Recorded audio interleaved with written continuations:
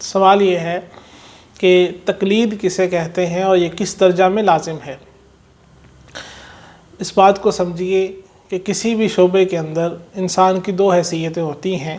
یا تو اس کے اندر وہ ماہر ہوتا ہے یا اس کے اندر وہ ماہر نہیں ہوتا، اور ماہر نہ ہونے کی صورت میں اس شعبہ سے فائدہ اٹھانے کی ایک ہی صورت ہوتی ہے کہ کسی ماہر پر اعتبار کر لیا جاتا ہے، اسی چیز کو تقلید کہتے ہیں۔ تو دین کے کچھ مسائل ایسے ہیں جو کہ بہت واضح ہیں، جیسا کہ اللہ تبارک و تعالیٰ کے احکام ہیں، نماز کے بارے میں، زکوٰۃ کے بارے میں، حج کے بارے میں، جو یقینی ذریعے سے بغیر اختلاف کے ہم تک پہنچے ہیں۔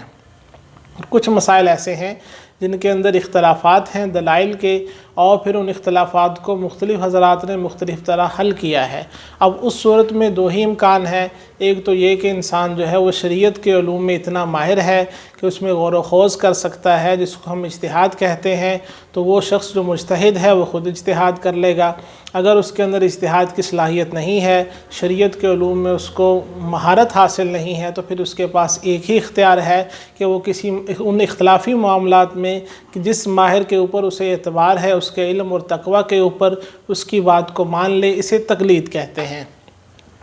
بہرحال جو مجتہد ہوتے ہیں وہ بھی کسی نہ کسی درجہ میں انہیں تقلید کرنا پڑتی ہے۔ مثال کے طور پر اس طرح کہ امام ابو حنیفہ رحمہ اللہ کے دو مشہور شاگرد ہیں، امام ابو یوسف رحمہ اللہ اور امام محمد رحمہ اللہ۔ وہ حضرات مجتہد ہیں، وہ مسائل میں اجتہاد کرتے ہیں، اور بہت سی صورتوں میں ان کا حضرت امام ابو حنیفہ رحمہ اللہ سے اختلاف بھی ہو جاتا ہے، لیکن مسائل کو حل کرنے کے لیے جو اصول اور ضابطے ہیں وہ انہی کو فالو کرتے ہیں جو امام ابو حنیفہ رحمہ اللہ نے طے کر دیے ہیں۔ اس لیے ہم ان کو مجتہد فی المذہب کہتے ہیں کہ وہ ایک جو طے شدہ اصول ہیں ایک مذہب کے، ایک فقہ کے، اس کو لے کر کے وہ اجتہاد کر رہے ہوتے ہیں۔ اب جو ان اصولوں کو طے کر رہا ہوتا ہے، ان اصولوں کو حل کر رہا ہوتا ہے، اسے ہم مجتہد مطلق کہتے ہیں۔ لیکن کہیں نہ کہیں جا کر کے ایک مجتہد مطلق کو بھی تقلید کرنا پڑتی ہے۔